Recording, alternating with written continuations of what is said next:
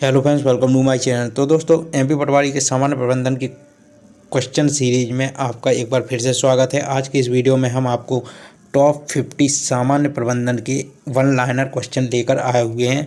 इन question को आप ज़रूर एक बार पढ़िए और इन क्वेश्चन को आप जब इन वन लाइनर क्वेश्चन को देखेंगे तो काफ़ी सारे क्वेश्चन आपको ऐसे भी देखने को मिलेंगे जो आपने पढ़े नहीं होंगे।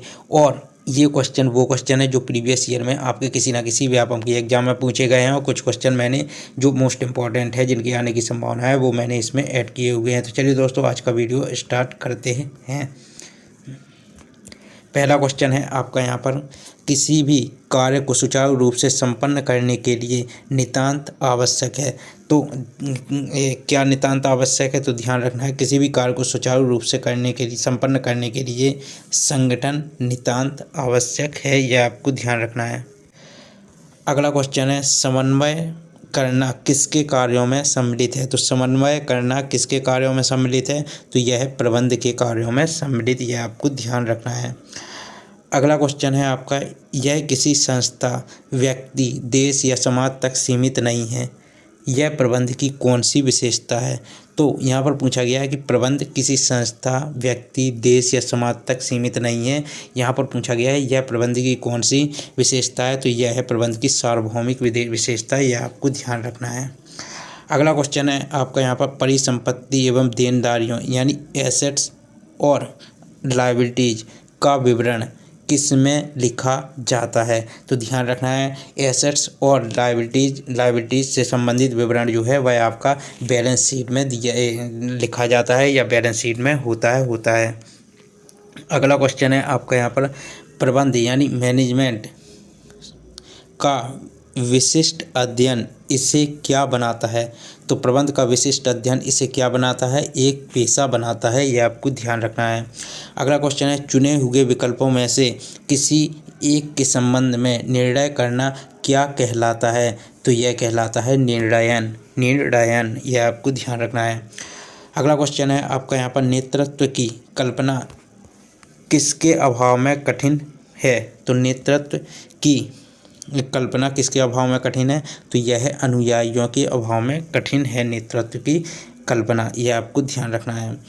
अगला क्वेश्चन है, जब कोई कंपनी हानिग्रस्त होती है तो बॉन्ड धारकों को बॉन्ड पर ब्याज का भुगतान करना अनिवार्य है या नहीं, यह आपको बताना है कि क्या है। तो ध्यान रखना है, यह अनिवार्य नहीं है। फिर से मैं क्वेश्चन बता देता हूँ, जब कोई कंपनी हानिग्रस्त होती है तो बॉन्ड धारकों को बॉन्ड पर ब्याज का भुगतान करना अनिवार्य है या नहीं, ये क्वेश्चन आपको पूछा गया था। तो यहाँ पर आपको ध्यान रखना है, यह अनिवार्य नहीं है, यह आपको ध्यान रखना है। अगला क्वेश्चन है आपका यहाँ पर, प्रथम श्रेणी प्रबंध को किस अन्य नाम से जाना जाता है? तो प्रथम श्रेणी प्रबंध को पर्यवेक्षक प्रबंध के नाम से भी जाना जाता है, यह आपको ध्यान रखना है। अगला क्वेश्चन है, तकनीकी तथा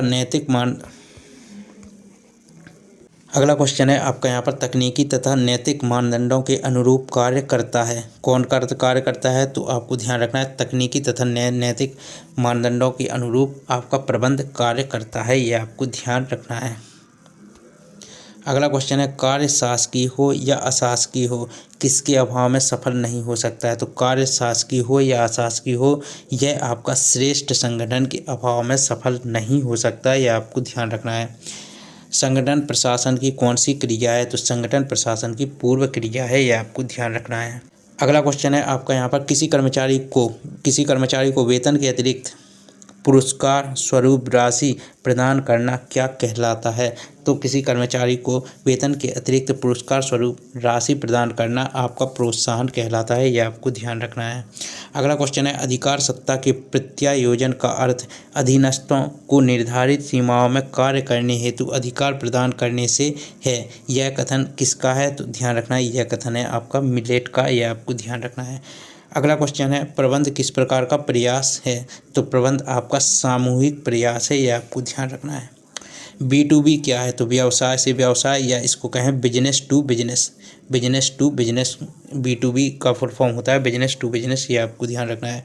TQM का फुल फॉर्म क्या होता है? टोटल क्वालिटी मैनेजमेंट, ये आपको ध्यान रखना है।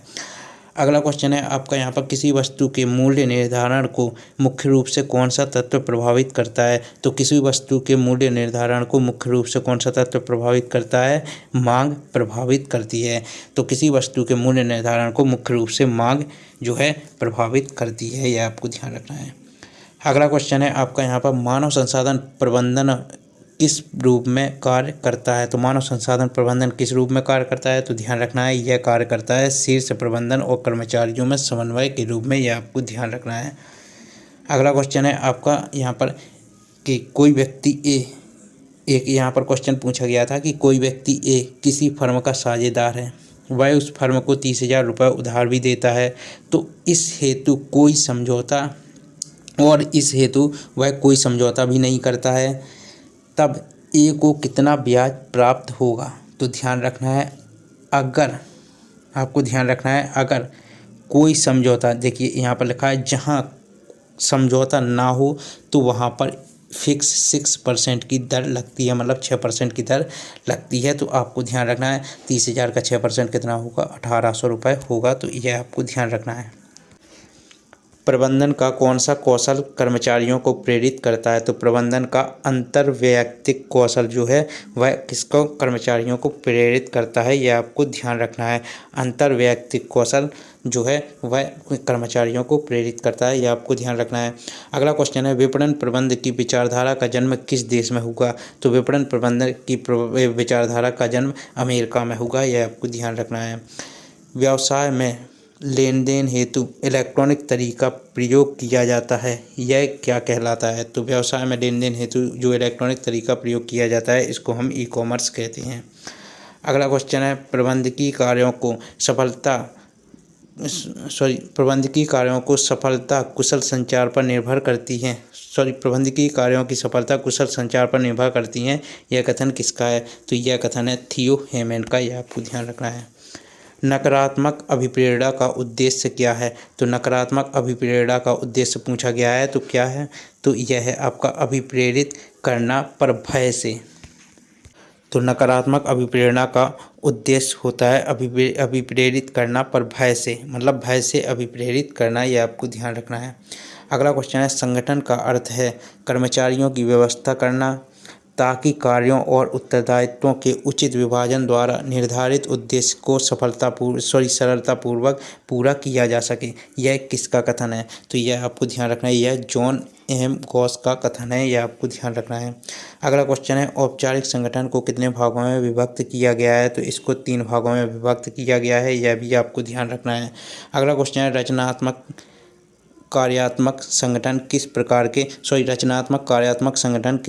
संगठन के भाग हैं। तो ध्यान रखना है औपचारिक संगठन के भाग हैं।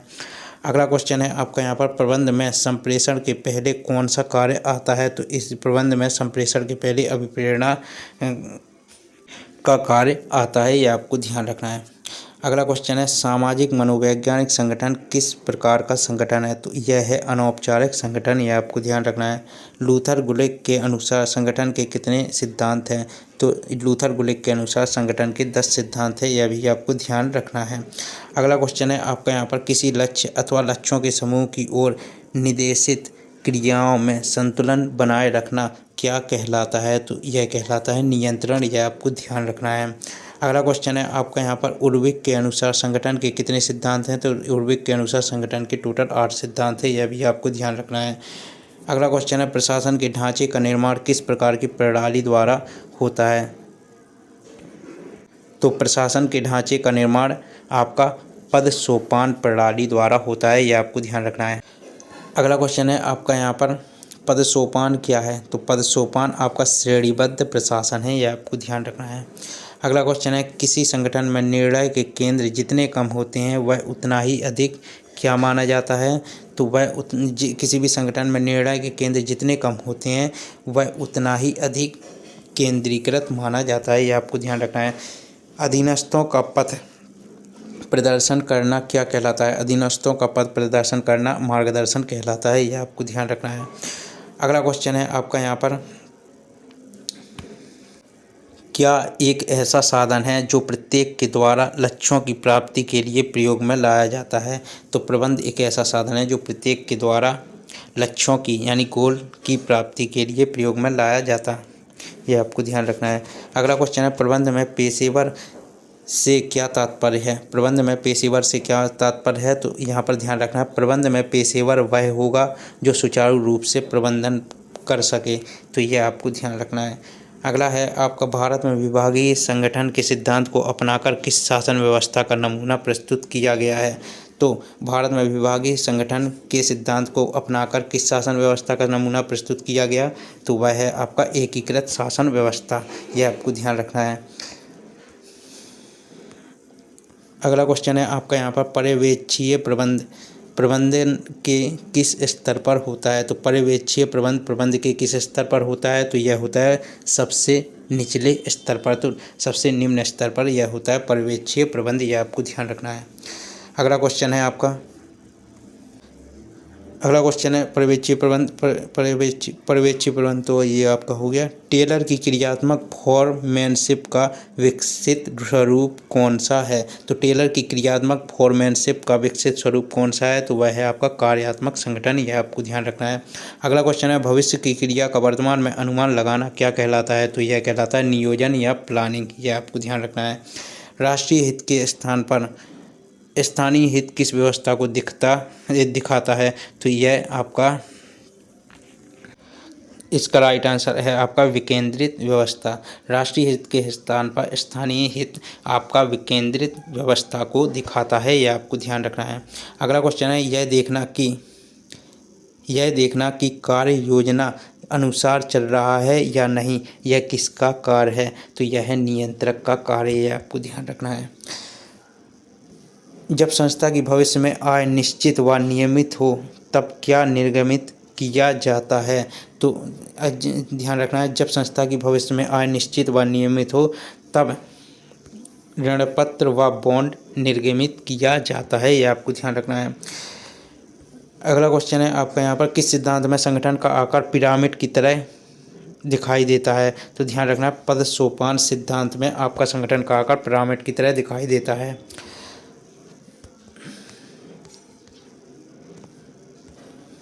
सब एक के लिए और एक सब के लिए क्या दर्शाता है। सब एक के लिए और एक सब के लिए क्या दर्शाता है, तो यह दर्शाता है आपका सामूहिक उत्तरदायित्व। यह आपको ध्यान रखना है। व्यावसायिक संगठन के प्रशासनिक प्रमुख को क्या कहा जाता है। तो व्यावसायिक संगठन के प्रशासनिक प्रमुख को क्या कहा जाता है, तो ध्यान रखना है महाप्रबंधक या सामान्य प्रबंधक कहा जाता है। यह आपको ध्यान रखना है। लाइन एंड स्टाफ में स्टाफ क्या है। तो दोस्तों ये थे आपके टॉप 50 सामान्य प्रबंधन के क्वेश्चन जो आपके एमपी पटवारी में पूछे जाने की ज़्यादा से ज़्यादा संभावना है। आज के इस वन लाइनर क्वेश्चन सीरीज में से आपका 1 या 2 क्वेश्चन आपके एग्जाम में पूछे जाने की ज़्यादा संभावना है।